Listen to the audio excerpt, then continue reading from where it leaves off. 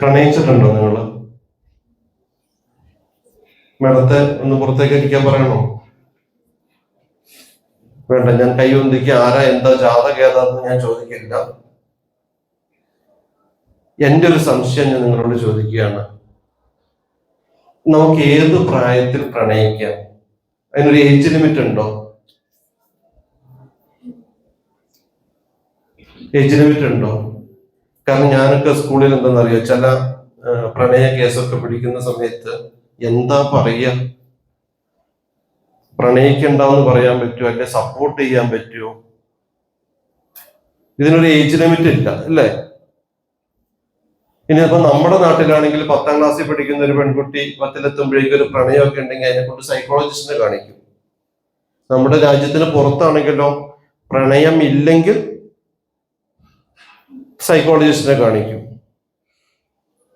അപ്പൊ രണ്ട് രീതികൾ തമ്മിലുള്ള വ്യത്യാസമാണ്.